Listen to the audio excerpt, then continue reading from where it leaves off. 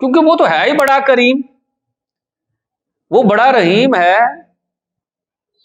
جب بھی جس وقت بھی کوئی سچے دل سے آ جائے تو وہ اس کی محبت کو قبول کر لیتا ہے. آئے سچے دل سے، کیونکہ اس سے کچھ مخفی نہیں ہے، اس سے کچھ پوشیدہ نہیں ہے. سیدنا فاروق اعظم رضی اللہ تعالیٰ عنہ کا دور ہے. آپ کے دور میں نا ایک گانے والا تھا، بڑا بہترین گانا گایا کرتا تھا، بڑا مال اس نے کمایا. لیکن آپ سمجھتے ہیں جو عمر زیادہ ہوتی جاتی ہے آواز کے اندر وہ نکھار نہیں ہوتا، عمر ڈھلنے کے ساتھ آواز میں کمزوری آ جاتی ہے. اس کی عمر نا 80 سال ہو گئی، آواز ختم ہو گئی، اب گانا نہیں گا سکتا، لوگ سنتے بھی نہیں، پیسے بھی نہیں آ رہے. جو جمع شدہ مال تھا آہستہ آہستہ ختم ہوتا گیا، یہاں تک کہ گھر کے سامان بیچنے کی نوبت آ گئی. سامان بیچ رہے ہیں، سامان بک گیا. کہتا اب کیا کروں یار، کس سے مانگوں، ساری عمر تو گانا گایا ہے، کسی سے سوال ہی نہیں کر رہا شرمندگی کے مارے. لیکن ظاہر ہے بھوک تو بھوک ہے. پھر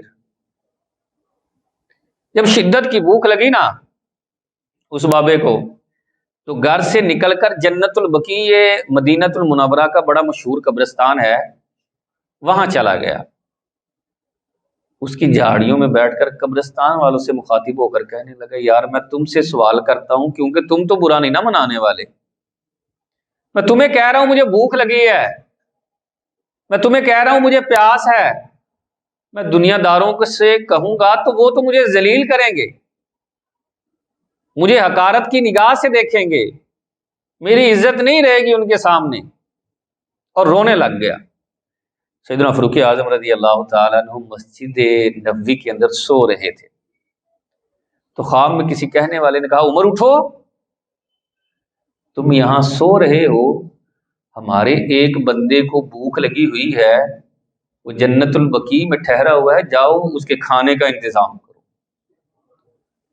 سیدنا فاروق اعظم نے جب سنا، کوئی امامہ یاد نہیں، کوئی جوتی یاد نہیں، ننگے سر ننگے پاؤں بھاگ کر جو ہے وہ جنت البقیع کی طرف گئے. دیکھا وہاں تو کوئی آدمی نہیں نظر آ رہا جنت البقیع میں، تو جھاڑیوں کے پیچھے سے رونے کی آواز آ رہی ہے. صرف آگے بڑے تو دیکھا کہ ایک بزرگ بابا جی ہیں اور رو رہے ہیں. جب سیدنا فاروق اعظم رضی اللہ تعالیٰ عنہ کو دیکھا تو ڈر گئے، کیونکہ آپ کا بڑا جلال تھا. کہا ہو نہ ہو کوئی مقدمہ کسی نے دائر کر دیا ہوگا، آج اس کی سزا. تو دیکھ کر نہ بھاگنے لگے. کہا بابا کہاں بھاگتا ہے، ٹھہر نہیں جاتا. کہا کیوں؟ کہا میں تیرے کھانے کا انتظام کرنے آیا ہوں. کہا تو کون ہے، عمر ہی ہے نا؟ کہا ہاں عمر ہی ہوں. کہا کس نے بھیجا پھر تجھے؟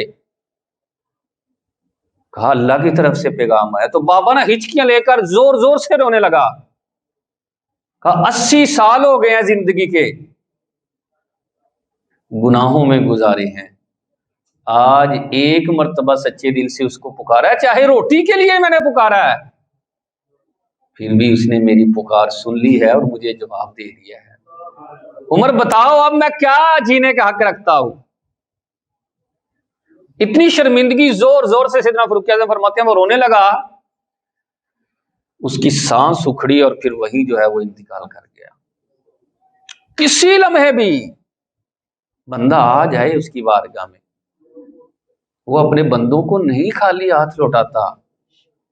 لیکن یقین مانے ہم ڈٹ گئے ہیں گناہوں پر، اڑ گئے ہیں، ہم اس طرف آنے کے قائل ہی نہیں ہیں.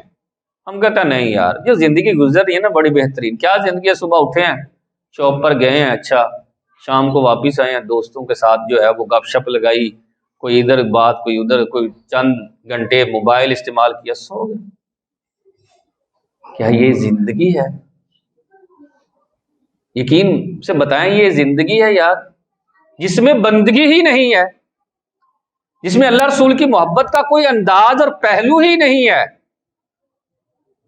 یہ زندگی ہم اسے زندگی کہہ رہے ہیں اور ہم کہتے ہیں بڑی کمال کی زندگی ہے یار، بڑا سونا گزارا ہو رہا ہے.